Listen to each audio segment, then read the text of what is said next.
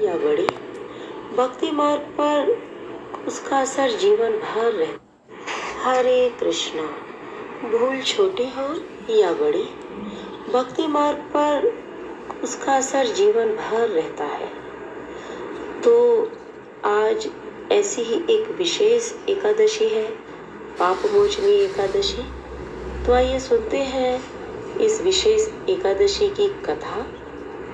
एक बार युधिष्ठिर महाराज ने भगवान श्री कृष्ण से पूछा, हे मधुसूदन, चैत्र मास के कृष्ण पक्ष में जो एकादशी आती है उसकी क्या महत्ता है? मधुसूदन बोले, हे राजा, लोमस ऋषि ने मानधाता ऋषि को पाप मोचनी एकादशी की महिमा सुनाई। मैं भी वही तुम्हें सुनाता हूँ। बहुत समय पहले की बात है। देवताओं के कोषा अध्यक्ष राजा कुबेर का चैत्ररथ नाम का एक सुंदर पुष्प उपवन था, जहाँ सदा सर्वदा मनोरम वातावरण रहता था। अप्सरा, गंधर्व, किन्नर वहाँ आते थे और आनंद विहार करते थे। इंद्र जैसे देवता भी वहाँ आते थे अपना आनंद और प्रमोद करने के लिए। एक बार उसी वन में शिवजी के परम भक्त मेधावी ऋषि वन में तपस्या कर रहे थे। उनकी तपस्या को भंग करने के लिए अनेकों अप्सरा वहां आती थी, उनके सामने नित्य गान करती थी और उनकी सारी तपस्या भंग करने की कोशिश करती थी, पर वो सबके सब निष्फल रहती थी।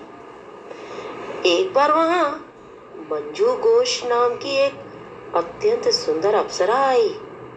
उसने भी उनकी तपस्या भंग करने का बड़ा प्रयास किया, पर वो भी निष्फल रही।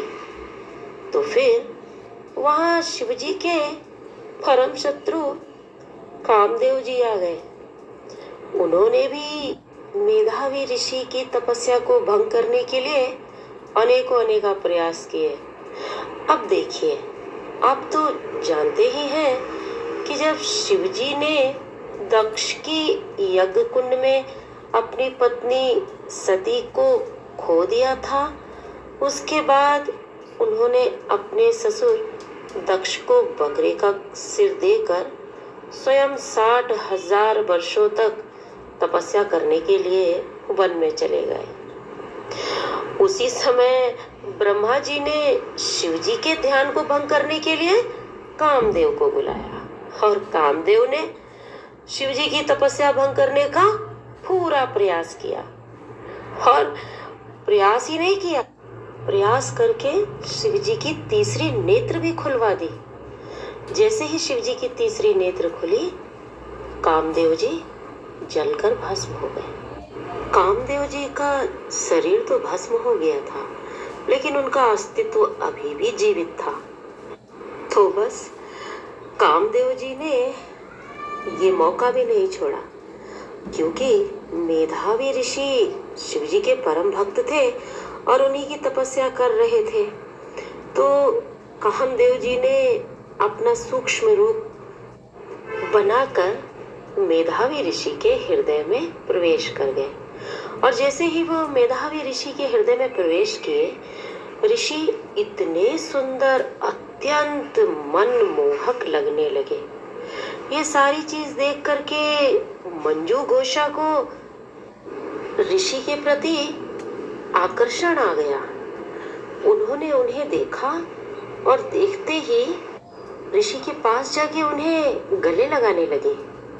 जैसे ही ऋषि की आंखें खुली, ऋषि महाराज अप्सरा को देखते ही मंत्र मुग्ध हो गए। वो ये भूल गए कि वो एक ऋषि है, एक तपस्वी है।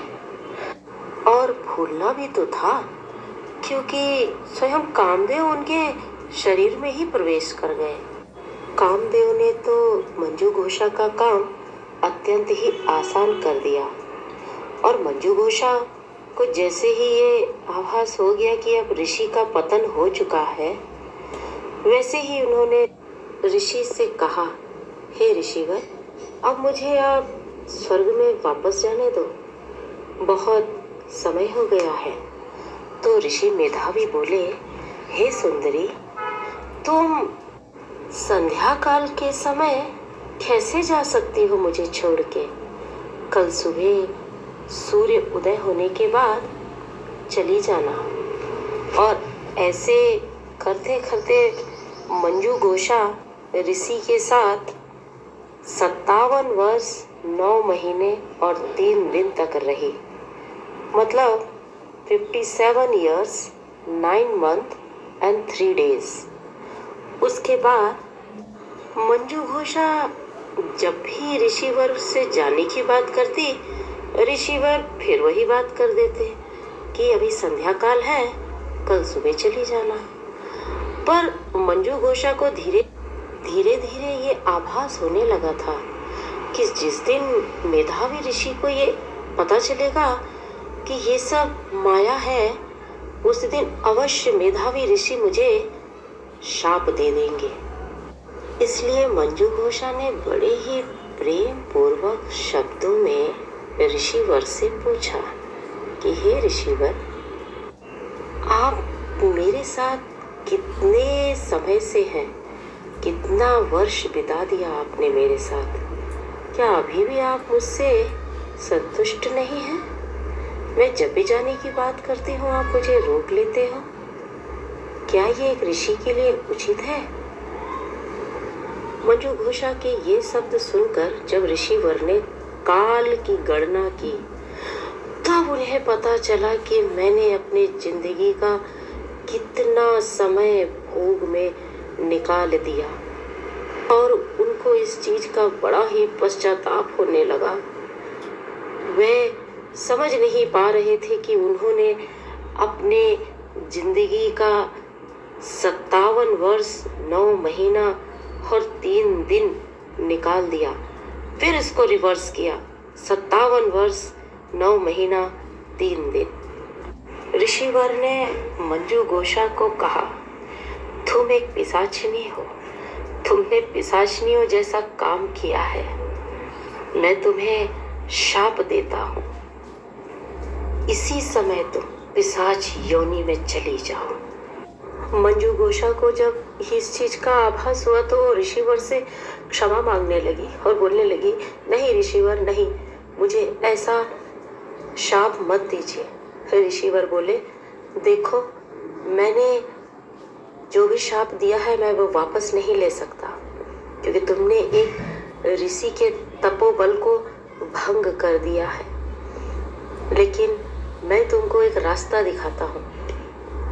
चैत मास के कृष्ण पक्ष में पाप मोचनी एकादशी आएगी। उस एकादशी का पालन करोगी और भगवान श्री हरि का नाम लोगी तो निश्चित ही तुम इस पिशाचनी योनि से बाहर निकल जाओगी। इतना कह के ऋषि मेधावी अपने पिता च्यवन ऋषि के पास चले गए और वहाँ अपनी सारी कथा कह सुनाई कि पिताजी, मेरे साथ एक पाप हो गया है।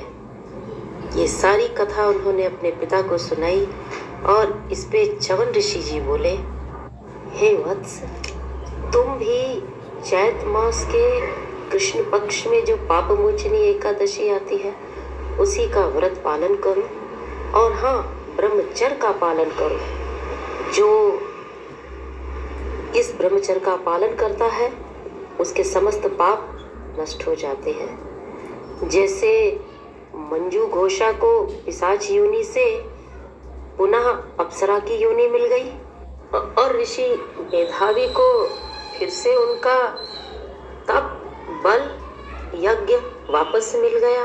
तो इस तरह कथा का समापन करते हुए लोमस ऋषि ने मानधाता ऋषि से कहा कि जो भी इस पाप मोचनी व्रत का पालन करेगा, कथा श्रवण सुनेगा और श्री हरि के चरणों में बैठ के भक्तों के साथ निरंतर माला का जाप करेगा उसे निश्चित ही हर तरह के पाप से मुक्ति मिल जाएगी।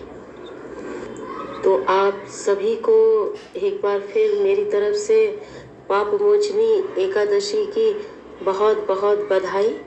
आप भी आज 25 माला का जाप करिए, कथा कीर्तन श्रवण सुनिए।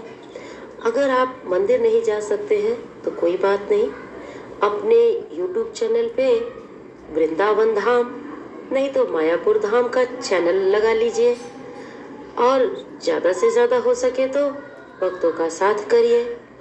मंगल आरती नहीं आ सकते हैं तो कोई बात नहीं, मंगल गीत गाइए। ये सारी चीज़ें आप एकादशी के साथ कीजिए। अपने मन वचन कर्म से शुद्ध रहिए और हरे कृष्ण कृष्ण कृष्ण हरे हरे, हरे राम राम राम हरे हरे महामंत्र का जाप करते हुए गोलोक वृंदावन धाम जाने की तैयारी कीजिए। तो आप सभी को मेरी तरफ से हरे कृष्ण। तो guys hope you like this video and ये बहुत यूज़फुल था आपके लिए। तो thank you so much and बहुत बहुत धन्यवाद ये सुनने के लिए। और अगर आपको थोड़ा सा भी अच्छा लगा और मैं थोड़ा सा भी यूज़फुल वीडियो आपको पहुंचा सकी तो एक बार कमेंट में बोल दीजिएगा। Thank you. तो अभी यहीं एंड करती हूँ। Thank you so much for watching. Bye bye, take care और सब्सक्राइब कर देना प्लीज़।